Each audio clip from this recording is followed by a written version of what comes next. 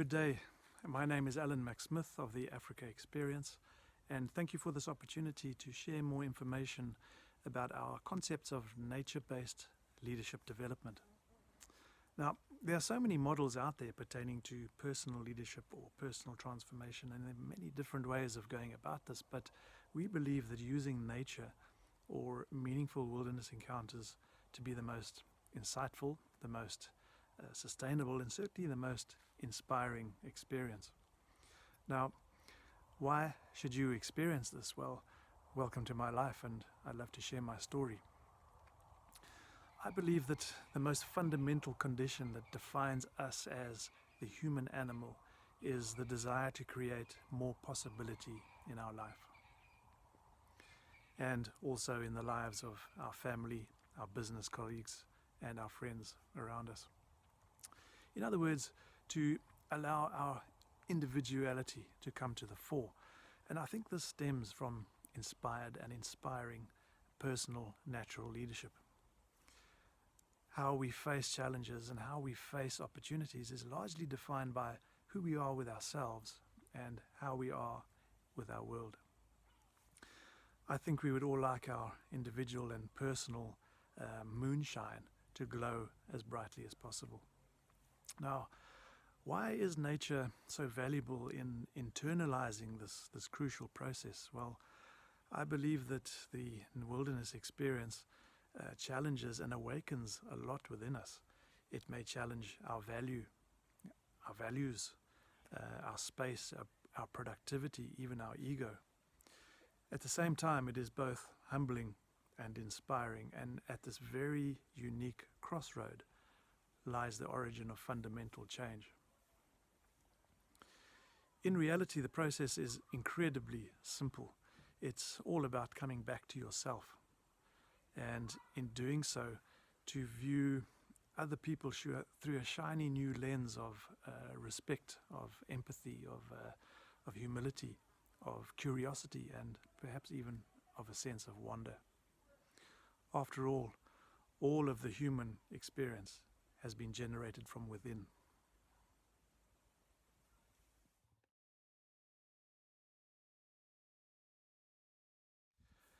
To explain a little more about this, I'd like to invite you to step back in time and backtrack along a 3 million year old evolutionary timeline that we have been on. If modern man has emerged really late in this process, then that would suggest that some 95% at least of all our collective memory, that's all the data that we have associated as a species on this planet, has occurred within a hunter-gatherer existence.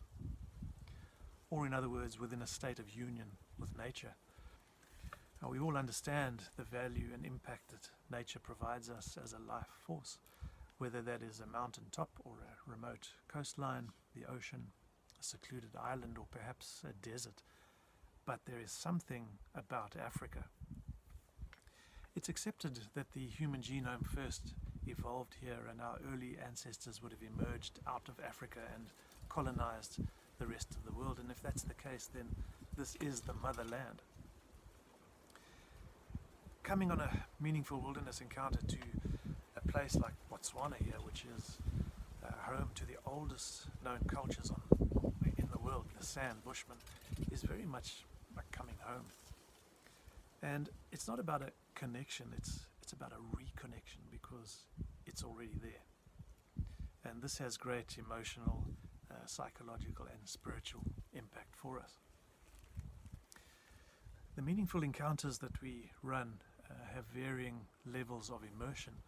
One of them is based from Coral River Camp, which is a beautiful tented camp on the Limpopo River in eastern Botswana. The other is based from a remote mobile tented camp in the Okavango Delta here in Botswana, which is the wildest wetland on the planet. And our activities of choice would be walking, getting out on foot, tuning into the animals, the birds, the sounds, the smells, the feelings, because there is a tremendous information highway around us here. Quite often we follow the footprints of animals, and we track elephants, we track lions, leopards, giraffe, antelope, and we find them that way. And we may sneak up ahead and find a waterhole or a remote spring and take cover behind a rock or a fallen log and wait for the elephants to come down. And it's these empathetic big game counters that are very, very exciting. The Bushmen here have a saying, and they speak of when you are tracking, you are holding a piece of string.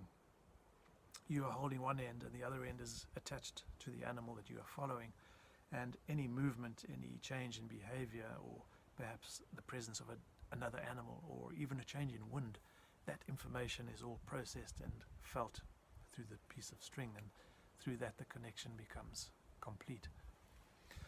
I believe that tracking is not so much a science, but the origin of all science, and quite possibly the origin of observation in our world.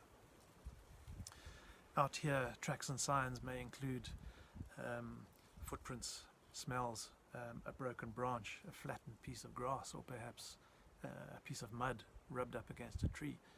In your world, the tracks and signs would be the needs of your customers, the requirements of your clients, business trends, foreign exchange rates. So in many ways, we are all still trackers. And quite often we'll find ourselves out at night, sleeping out in the bush underneath the stars, lying back on a bedroll and gazing up at the magnificent Milky Way and admiring our million-star accommodation. And of course, we have the company of a legendary African campfire to keep the shadows at bay. Now, what these activities all have in common is they tend to challenge the comfort zone, and the more you push this line, the more rewarding it becomes. I believe we have a culture of avoidance when it comes to challenges or fears, and I believe that surrendering to perhaps the greatest fear of all, that's the fear of unknown. Once you do that, then a beautiful and meaningful chapter will slowly unfold in front of you. The bush is a redemptive space. We are all welcome here, whether you are a doctor or an astronaut or a surfer. It's not really relevant, and we are all bound by this ancient humility.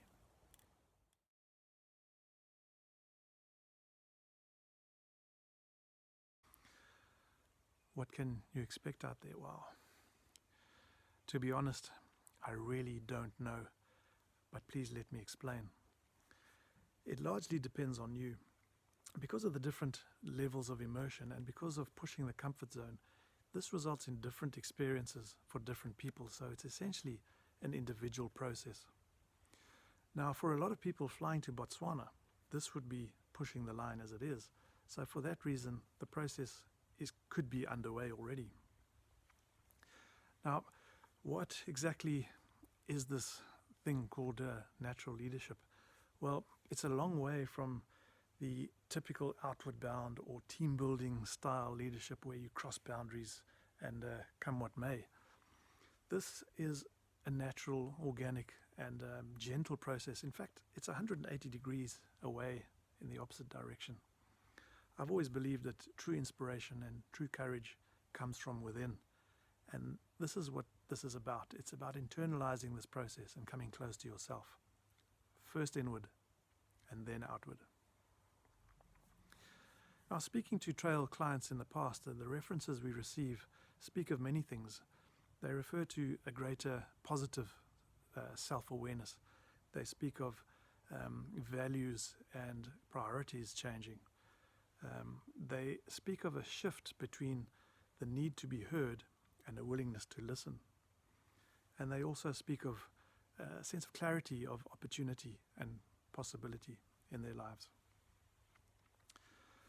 Now, for me, one of the most poignant realignments or reconnections, and I use that word again, is this realignment with this ancient partnership that we have with the earth. Now, I share about 15% of my DNA with this tree.